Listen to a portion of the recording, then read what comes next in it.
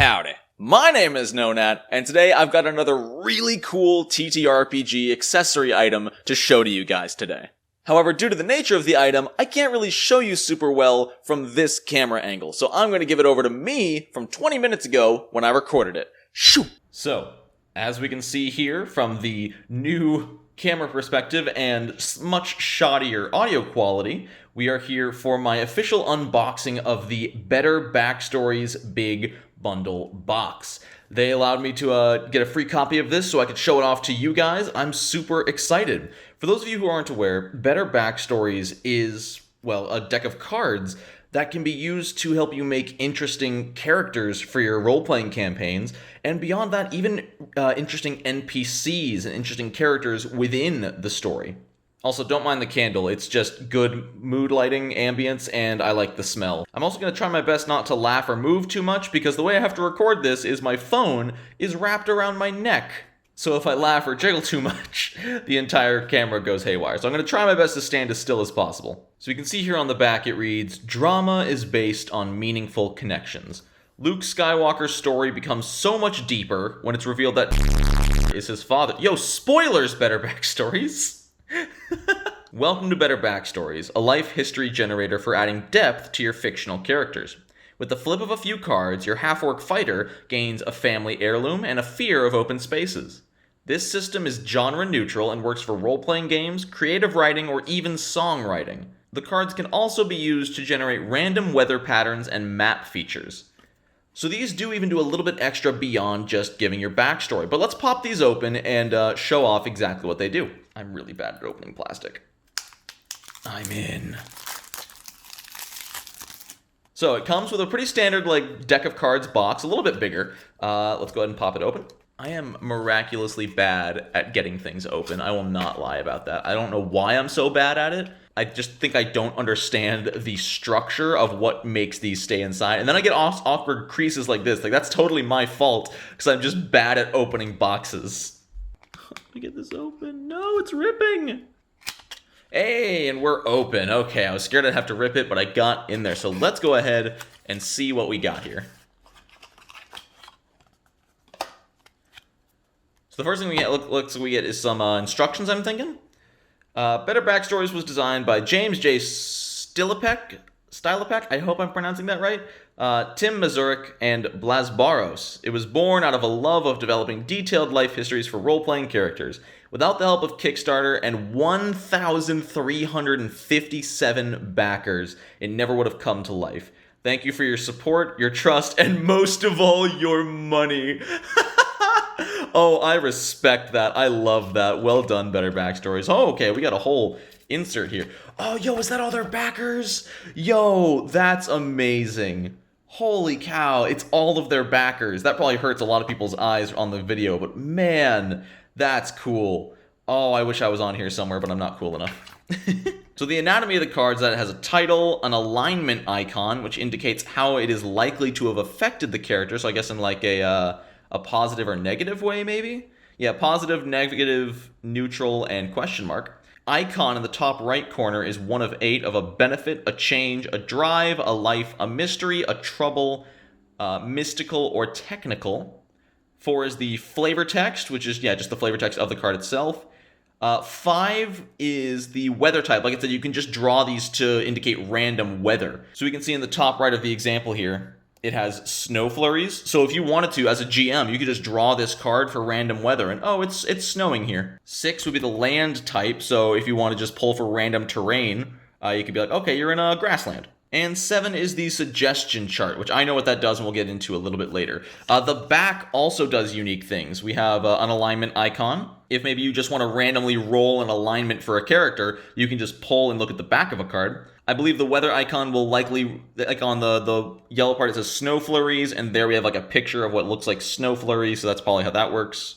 You can draw from this deck instead of a D10. Every card will have a random 1 through 10 number on it, so instead of rolling a D10, you can just pull a card. The center watermark has the same category as the front for easy sorting. And yeah, similar to the weather, you can see that looks like grassland because the card itself says grassland. So without spending too much time just on the instructions, let's go ahead and jump into this. I guess I should shuffle these, but there is a ton of stuff in here, and they're all just different things for different backstories. You have a category icon, which lets you know the exact type of category each random backstory piece is. It explains all the different weather effects. I'm guessing the next one is terrain. Yeah. So these are the symbols that show up on different cards in case you're looking for weather effects or terrain effects. On top of that, it also comes with 5 completely customizable blank cards. You can fill them in with anything you want, your own backstories, your own ideas. 2 of them come with the 1d10 random chance list, and the other 3 can be something you just totally write yourself. Really, really cool option to have for some people. And then here we just have the deck, and it looks like I will need to shuffle this because they are at least in numerical order here. So I'm going to go ahead and give these a shuffle and see what we can come up with.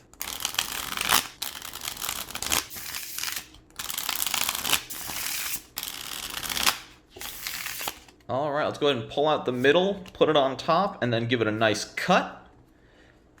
And the way it designed it is, depending on the character you're trying to make, whether you're trying to make a townsfolk, a recurring character, a hero, you pull a certain number of cards. So let's go ahead and try to make a beginning hero. So let's say we are making a character. We would want to pull 10 random cards. We'll just pull the top 5 cards, top 5 cards from the deck. And then these 5 cards will allow us to make up our backstory for our hero. So let's just start with the first one, which is going to be a despot. A villain caused great pain to you or your family. Maybe they took your family holdings, threatened your homeland, or killed a family member. Alright, so we are already en route to make the moody, grim thief sitting in the corner of the tavern waiting for someone to ask him about his backstory. So I'm feeling Rogue, who just, I need to kill the man who murdered my family. Or Sasuke from Naruto. But let's see what else we got here. We've got a pet. You have or had a unique animal friend. Well, let's go ahead and take the top card off the deck that we're not using and use that to roll what kind of pet we had. So we pull a 4. So we have a snake or a lizard pet. Oh my word. We're just getting edgier and edgier. Now he's sitting in the corner smoking a cigarette, waiting for someone to talk to him about his backstory with like a long snake wrapped around his throat, just like sinisterly. Oh my word, we're making just the edgiest edgelord. Alright, the next card we've got is a blessing. So once again, let's go ahead and pull a random card from the deck. I'll just pull this one, and that is a 1. And of course we're considered beautiful. Guys, we're literally just making the sexy, edgy rogue that every 13-year-old fangirl loves. Oh no, it all keeps coming together. Oh yeah, it's all coming together. Alright, let's see if this keeps up. Because we've got another best of 10, alright? To love and be loved is the greatest adventure. So we'll go ahead and pull out this card, which is a 6. We fell in love after a rescue. Oh, man. So this can mean a few things, because this one's definitely up for personal debate. Because, again, a lot of these come down to just giving you ideas, and you get to choose how it actually works. So we fell in love after a rescue. So I assume that we either fell in love with the person who rescued us, or at some point in our dark and gritty experiences, we saved someone, and we would never admit it, but they somewhat sparked our fancy, but we're too edgy to ever admit to our true feelings. I like that. Somewhere out there's someone we rescued, and we fell in love with them, they fell in love with us, but we're too dark and gritty, and everyone around me just gets hurt, so we left, and maybe they come up somewhere else in the campaign. Ooh. Alright, and how could they not fall in love with us? Because of how beautiful we are. And, our massive snake. So the 5th card is Bewitched. Someone in our life had a curious encounter with a magical creature. This could be a tale we've heard or something more real passed down to us. Rule 1 for picking a door's lock. If the door is warm to the touch, it's always a mimic. So this is interesting. This could be something good, but knowing our despot, beautiful edgelord with a snake, it's probably his own personal curse. I live with this day in and day out as this magical curse follows me. So maybe the idea I've gotten from this is that we would likely either make a rogue, because I'm thinking in Pathfinder terms, but I'm thinking we would either make a rogue with a witch background or a witch with a rogue background. I suppose we don't even necessarily have to be a rogue. We could just be the edgy witch. I kind of like that. I kind of like an edgy, overly dark witch. A gorgeous witch who someone out there loves us for saving their lives. And we love them in return, but we never told them. Actually, yeah, and the snake would work really well for the witch because we would have a familiar. So we can have like a snake familiar, and we long to redeem our family for the thing that was wrong. I love that. We have a character here, y'all.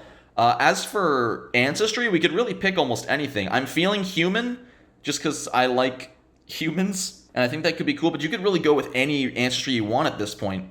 Yeah, I would definitely feel witch who has been wronged. I like this. And there we have a character. Like, straight up, that's as easy as it is to make a character with a really decent, like, convincing backstory. And this took, what, 5 minutes? And part of it, a lot of people, myself included, like to come up with their own backgrounds. And so this might not necessarily be a product for you at first glance, but it also gets your creative juices flowing. Even if I never end up using this as a character, I still took effectively like 4 sentences of information and turned it into a fully fleshed out character, and that just is good practice. Even if you don't plan to use these for an actual character, it is amazing creative writing practice. As a GM, as a character, as a writer, anything, these are fantastic for getting those gears working in your brain. Like, for example, if you ever just want a serious challenge, take one random card from the deck.